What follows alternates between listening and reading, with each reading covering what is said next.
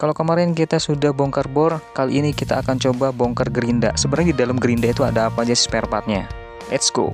Kita coba untuk melepas mata gerinda terlebih dahulu ya. Kita tekan dengan tangan kiri bagian tombolnya, lalu kita putar mata gerindanya, maka mata gerinda langsung bisa terlepas. Ketika buka mata gerinda, ring ini disimpan jangan sampai hilang ya. Langsung aja yang biasa terjadi di gerinda. Karena ini pernah kejadian langsung di gerinda yang ini ya. Gerinda ini dulu pernah sempat dipakai, tiba-tiba dia mati sendiri. Padahal saklar sudah posisi on. Dan ternyata masalahnya itu adalah di batu arang yang habis. Jadi batu arang itu posisinya di sini guys, bentuknya warna hitam seperti batu. Karena batu arang ini langsung bersentuhan dengan mesin yang berputar, maka ada waktunya dia akan habis. Habisnya itu ciri-cirinya dia akan berbentuk pendek, dan kalian bisa menggantinya sendiri. Batu arang ini ada dua pasang guys, dia berada di kanan dan kiri. Jadi misalkan kalian sedang pakai gerinda, tiba-tiba gerindanya mogok, jadi kalian bisa langsung ganti batu arangnya. Nah ternyata batu arang ini juga bisa minjem dari batu arang yang ada di bor atau di mesin lainnya guys. Karena kebetulan ada yang bentuk dan ukurannya sama dengan yang digunakan di bor juga guys. Tapi yang pasti ketika kalian mau beli batu arang, kalian bawa aja contohnya atau sampelnya.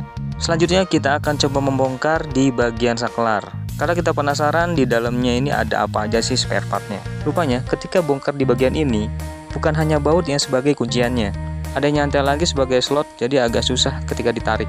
Dan ternyata di dalam sini itu hanya ada saklar dan kabel aja guys. Nah untuk saklar yang biasa digunakan di gerinda, biasanya jenis saklar yang bagus guys, karena dia akan melewati arus yang besar. Jadi kalau misalkan saklar kalian rusak, terus kalian ganti dengan saklar yang kurang bagus, biasanya yang terjadi saklarnya itu bisa kebakar. Ketika arus listrik mengalir, saklar ini akan memercikan api. Jika saklar tersebut terbuat dari bahan yang kurang bagus, maka plastik yang menjadi cover dari saklar itu akan meleleh, lalu terbakar.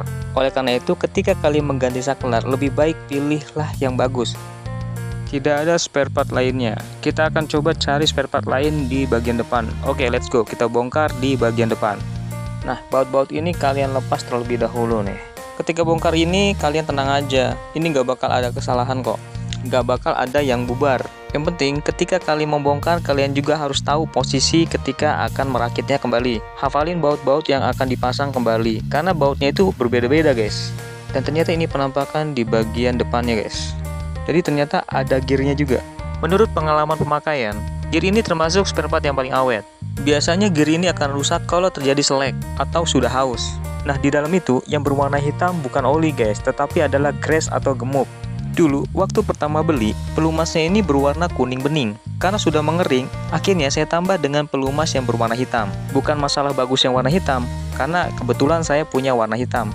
Sebenarnya, pelumas ini sangat penting guys. Salah satu fungsinya adalah mengurangi panas dan aus ketika terjadi pergesekan antara benda logam. Jika pelumas sudah kering lalu kalian biarkan, maka yang terjadi spare partnya akan cepat haus. Selanjutnya kita akan membongkar dan menarik spare part apa aja yang ada di tengah mesin ini. Seperti tadi, kita harus melepas baut yang menahan kunciannya. Saya kira ini sudah menempel ke bagian dalam, ternyata belum. Ya udah, kita coba cari cara untuk tetap menarik spare part yang di tengah. Sebenarnya ini bisa langsung kita tarik, karena pertama kali bongkar gerinda, takutnya ada yang nyantel malah putus. Nah, kalau misalkan masih susah juga, ya udah kita paksa aja. Ini akan beresiko, tapi mudah-mudahan tetap aman. Oke, let's go. Kita keluari tenaga dalam yaitu dengan menggunakan obeng, dan akhirnya kita bisa tarik nih. Dan ternyata setelah kita tarik, beginilah bentuk spare part yang ada di tengah gerinda. Pertanyaannya, apakah spare part ini termasuk yang cepat rusak? Jawabannya adalah kembali ke cara pakai dan pemakaiannya. Tapi jikapun ini rusak, biasanya dikarenakan bagian tembaga yang warna kuning sudah haus. Karena ketika dia berputar, dia langsung bertemu dengan batu arang tadi guys. Pertemuan tersebutlah yang mengakibatkan hausnya spare part ini. Selanjutnya kita bahas di bagian dalamnya guys. Di bagian dalam ini ternyata ada 10 lilitan tembaga. Tapi katanya sih perbedaannya kalau kita menggunakan gerinda yang murah itu bukan murni tembaga. Kalau bukan lilitan dengan menggunakan tembaga asli, biasanya cepat panas, yang mengakibatkan ketika pemakaian berlebihan maka akan terbakar. Ya tenang aja, kalau misalkan terjadi terbakar, kalian bisa menggulung ulang dengan tembaga asli. Cuman harganya mungkin agak lebih mahal, tapi dijamin lebih awet dibandingkan yang bukan tembaga asli.